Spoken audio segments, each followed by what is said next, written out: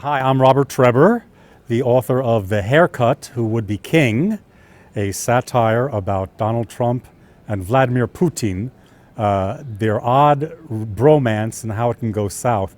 I describe the book as House of Cards wrapped in Monty Python on the way to Dr. Strangelove. So if you capture those references, you'll kind of get a sense of the book. I've been a character actor primarily. I've earned my living as a character actor for the past 45 years, actually. And in my work as a character actor, two parts that people may remember me for, I played the son of Sam, David Berkowitz, opposite Martin Sheen in a movie Out of the Darkness for CBS. So I played the psychopath who terrorized the city. And then 10 years later, I played Salmoneus, the salesman, in Hercules and Xena. So having played a psychopath and a salesman gave me credentials to write about Trump, since I think he is the intersection of psychopath and salesman. Not to be too partisan about this, but you know.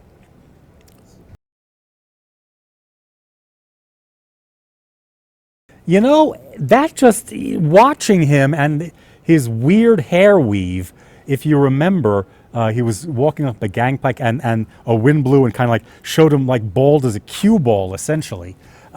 He really, for a 76-year-old guy, he really focuses on his hair, trying to look as youthful and like cotton candy and the weird orange gold meringue color it has.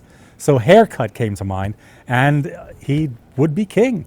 He's called himself the king now. He says, you know, if you shoot at the king, you better kill him, referring to himself. So he is the king in his mind. He can do whatever he wants. He can. He's unrestrained by the Constitution. He is Article 2. The legislature is Article 1, but that was a mistake. The framers, you know, he is the best, the hugest, the most important of all time, and we all have to bow or write a satire and laugh at him. I think that's the most important thing. People say, is it dangerous to laugh him off? Yeah. You can't laugh him off. That normalizes him. That's like saying, oh, that's just Trump being Trump, which is kind of like saying, well, that's cancer being cancer. No, you've got to laugh at him. You've got to poke fun at him. You've got to mock him. That's the most important thing, and I think my book helps to do that.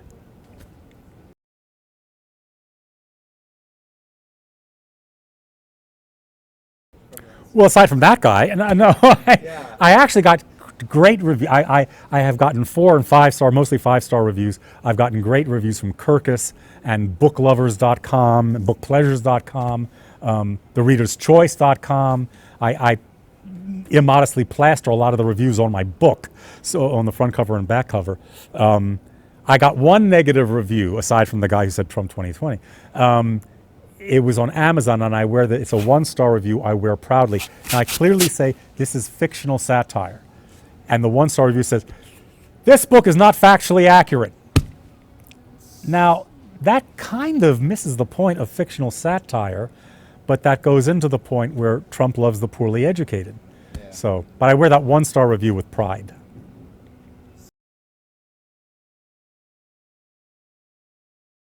It was a terrific experience. It's the world upside down, you know, when it's winter here, it's summer there.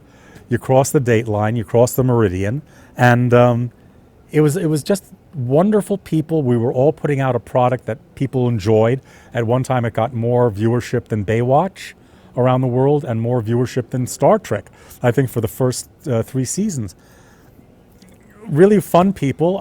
Physically, it was a little hard sometimes because there's a season where we were working in a dormant volcano, and I was in better shape 25 years ago. But for lunch and to break and so forth, we had to walk up and down the slope of this volcano, which was, you know, pretty exhausting. But it was lovely to be in a hit. I'd been an actor by that point. I'd worked with John Frankenheimer in the film 52 Pickup. I'd worked with Oliver Stone in the film Talk Radio. I worked with Roland Emmerich in Universal Soldier. I'd done all these, fairly well-received, critically acclaimed, but they weren't like big. They didn't pilot me into like, but after Hercules, I actually wrote a book called Dear Salmoneus. I was commissioned to write that book, and I did a book tour all throughout England and Scotland and Ireland, and I signed a lot of autographs and pictures, and I had no idea when I was doing more serious work that playing a fantasy character on a hit TV series would kind of pilot me into all these wonderful areas.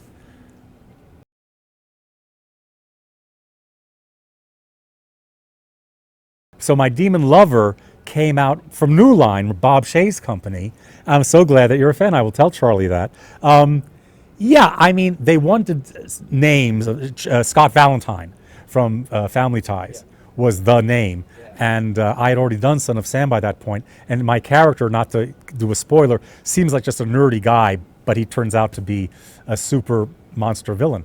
And I worked with great John Cagliano, I think, who did Dick Tracy. I worked with some world-class special effects guys on that. Because at one point I hold my breath and my face explodes. And they had to make a plaster cast of my face and stuff. That was fun. That we shot that in both New York and in Los Angeles. The Central Park stuff at Belvedere Castle was all in New York, but the interiors were shot out in Los Angeles. So that was a lot of fun. But I'd already worked with the director in a previous film, and he knew I had the chops. And since The Son of Sam got a lot of attention, Bob Shaye signed off on my playing the main villainous part. That's deliberate. It's because you have to have it was actually my name, my birth name, and you can see it on Wikipedia, was Robert Schenkman. But a guy who joined Actors Equity at the same time I did in Chicago had almost the exact same spelling, and we were getting confused. So I'd have to add my middle name, Robert Allen. I said, that's too large for me. I mean, it worked for Philip Seymour Hoffman, but it wasn't going to work for me. So at one point, a British company called Trebor made a Regal Crown sour lemon candies. And one day I looked at that and I said, hey, that's my name backwards. So I registered that. And then when I couldn't use Shane, I registered Robert Trebor in SAG, in Equity, and after at that point, and in Directors Guild. So yeah, now my name is a palindrome. And parenthetically, I drive a Toyota. And if you look at the words a Toyota, it's a palindrome. And it's a 2002 Toyota. So the unities are preserved in palindromic fashion.